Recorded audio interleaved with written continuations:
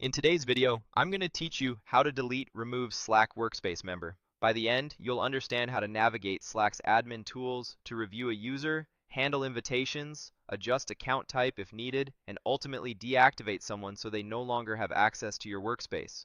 For this walkthrough, you'll need to be a workspace owner or admin, and I'll be demonstrating the flow using Slack on desktop, though it's similar in the browser.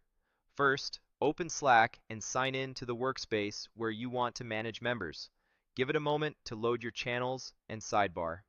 What we're looking for is Slack's admin area, which is only visible to folks with the right permissions. If you don't see admin options, double check that you're using an account with admin or owner rights. Next, open the admin section. Depending on your layout, you might find this under the workspace menu or in an admin link on the sidebar. This takes you into the admin console where all member management lives. Once you're in the admin console, head to Manage Members.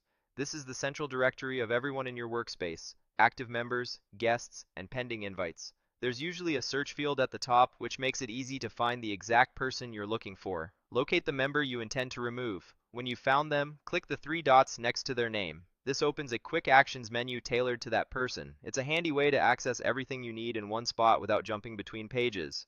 From here, choose Edit Profile. This step is helpful to confirm you're looking at the right person and to review details like their display name, role, and whether they're active or still pending an invitation. It's also a good checkpoint to make sure there's no confusion between similarly named users. If they're a guest, you'll see that here, which can affect what you decide next. If the user hasn't joined yet and is stuck on a pending invitation, you can resend invitation to give them a fresh link. This is useful if you're trying to confirm whether they still need access or if there was a delivery issue before. Resending resets the clock and often resolves "I never got it" scenarios. If you need to change their level of access before removal, for example, switching a full member to a guest during a transition, select Change Account Type. This can be a strategic move if you're narrowing access ahead of a complete removal. It's optional, but it's a clean way to tighten permissions without immediately cutting off access. If you determine they shouldn't join at all, choose Revoke Invitation. This cancels an outstanding invite so the person can't activate it later. Revoking is specifically for pending users. It doesn't affect people who are already active. If a confirmation pops up and you decide not to revoke after all, maybe you want to proceed differently, click Cancel to back out of that confirmation window.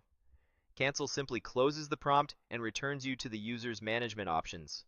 Finally, to fully remove an existing member's access, click Deactivate. Deactivation immediately signs the user out across devices, prevents future logins, and frees up a paid seat on your plan. Their messages and files remain in Slack for transparency and record keeping, but their profile will show as deactivated. If you ever need to restore access, you can reactivate them later.